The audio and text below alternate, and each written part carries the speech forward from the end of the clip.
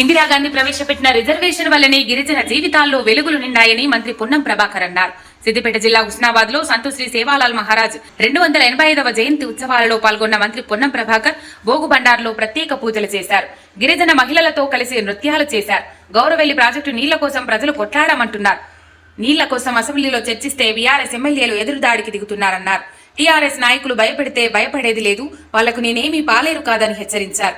ఈ కార్యక్రమంలో ఆర్డీఓ బెల్ సాలెం, మున్సిపల్ చైర్పర్సన్ ఆకుల రజిత వెంకన్న, ఎంపీపీలు లకావత్ మానస, మాలోతు లక్ష్మి, జెడ్పీటీసీ భూక్య మంగ, కౌన్సిలర్లు భూక్య సరోజన, చిత్తారి పద్మ, వల్లపురాజు, భాగ్యరెడ్డి, పున్న లావణ్య సది, గిరిజన నాయకులు లావోడియా వీరన్న నాయక్, బీలు నాయక్, లకావత్ సుభాష్, భూక్య సీను, కిషన్ నాయక్, భిక్షపతి నాయక్, రమేష్ నాయక్, శంకర్ నాయక్, బిఖ్య నాయక్, గిరిజనులు తదితరులు పాల్గొన్నారు.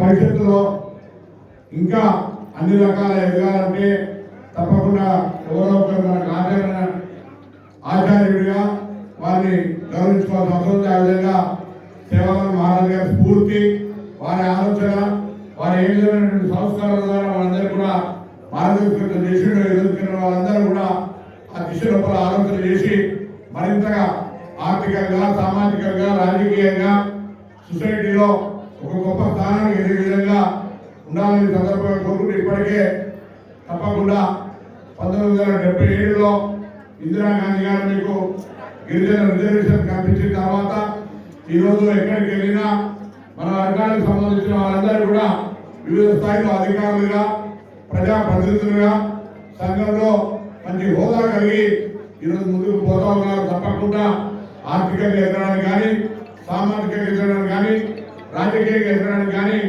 మరి ఆ రోజు ఇందిరాగాంధీ గారు ఇచ్చినటువంటి ఒక అవకాశం మీ యొక్క జీవన స్థితిగతుల్ని మార్చింది అనడానికి ఇక్కడ కూడా మరి సంతోషం లేదు.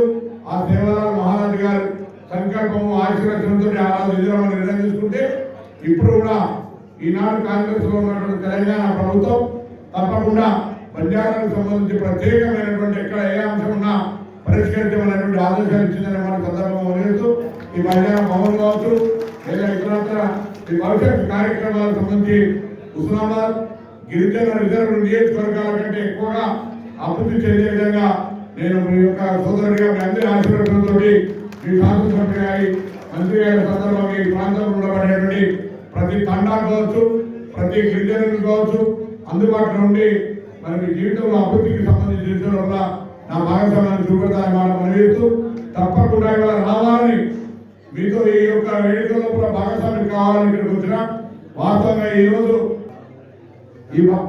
ఈరోజు వాస్తవంగా శాసనసభలో కుల జనగణనకు సంబంధించినటువంటి తీర్మానాన్ని ప్రవేశపెట్టినటువంటి మంత్రిగా ఈ ప్రాధాన్యతను దృష్టి పెట్టుకుని ఇక్కడికి వచ్చిన ఇవాళ మిమ్మల్ని అందరినీ కూడా మళ్ళీ ప్రత్యేకించి కలవలేకపోయినా శాసనసభ సమావేశాలు అయిపోగానే ఇక్కడే చూడటం కాబట్టి శాసనసభ సమావేశాలు రోజు చూస్తూ ఉన్నారు.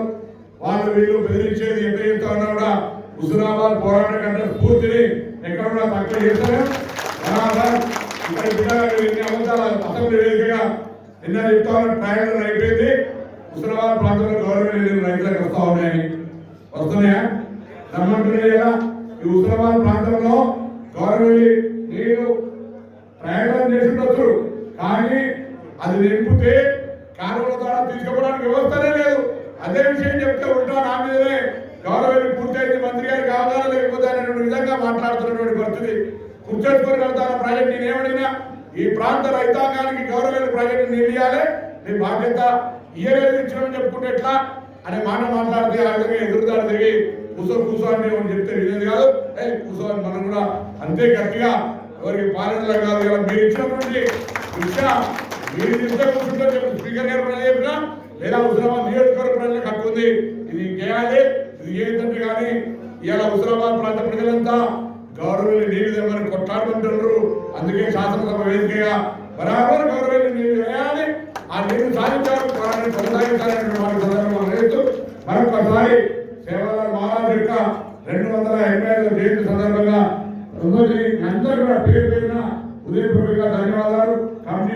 అదేవిధంగా తండాలకు సంబంధించి ఇప్పటికే ట్రైబల్ ఆఫీసర్ పిలిచిన, అదేవిధంగా వీళ్ళ ముందంటే ప్రిన్సిపల్ సెక్రటరీ గౌరవ శరత్ గారితో విజ్ఞప్తి చేసిన, సంబంధిత శాఖ మంత్రి లేకపోయినా నా దగ్గర కూడా గిరిజన నియోజకవర్గాలతో సమానంగా మా దగ్గర కూడా ఇక్కడ గిరిజనులు ఉన్నారు, వాళ్ళ తండాలలో న్యాయం చేయాలని ఎస్టీ కాంపౌండ్ కింద మీకు రోడ్లు కావచ్చు, త్రాగునీరు కావచ్చు, హెల్త్ కావచ్చు, విద్య కావచ్చు, వాటన్నింటికి సంబంధించి భవిష్యత్తు తాండావాదిగా తిరుగుకుంటూ ఆ సమస్యను పరిష్కరిస్తా.